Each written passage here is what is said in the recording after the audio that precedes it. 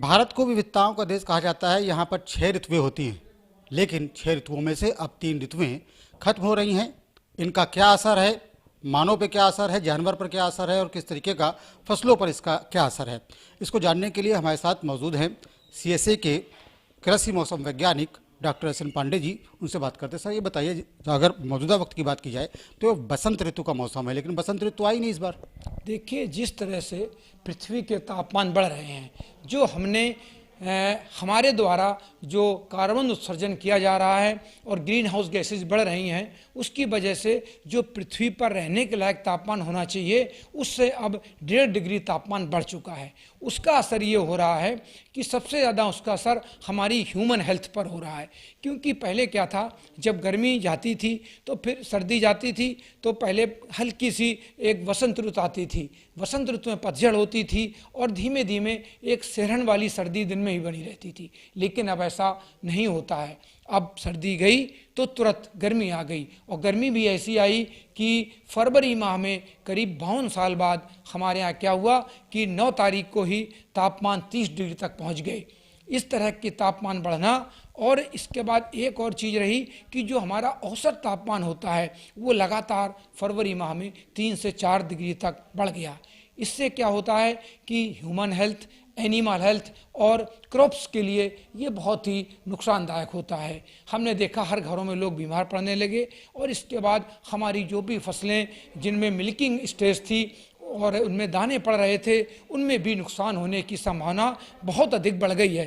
कानपुर मंडल में आज 22 तारीख तक तो अभी गनीमत है, लेकिन अगर इसी तरह औसत तापमान 3 से 4 डिग्री बने रहे, और जैसी संभावना हमारे मौसम विभाग के मॉडल बता रहे हैं कि आगे भी तापमान बढ़ेगा, और अगर तापमान बढ़ता है तो निश्चित रूप से ह्यूमन हेल्थ के लिए, एनिमल हेल्थ के लिए और क्रॉप्स के लिए और ज़्यादातर गेहूं की फसल के लिए बहुत ही नुकसानदायक साबित हो सकता है।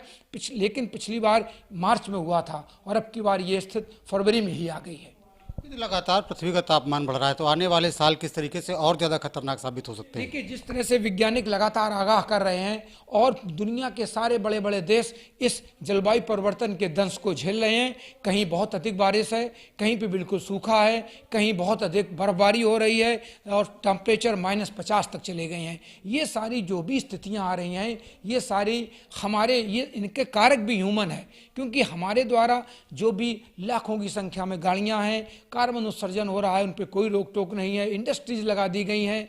तो जितने भी ये कारण हैं वो सारे तापमान बढ़ाने में सहायक हो रहे हैं और पृथ्वी का तापमान लगातार बढ़ रहा है। भारत और भारत के आसपास की कंट्रीज ही ऐसी है जहाँ पर 6 तरीके की ऋतुएं पाई जाती हैं।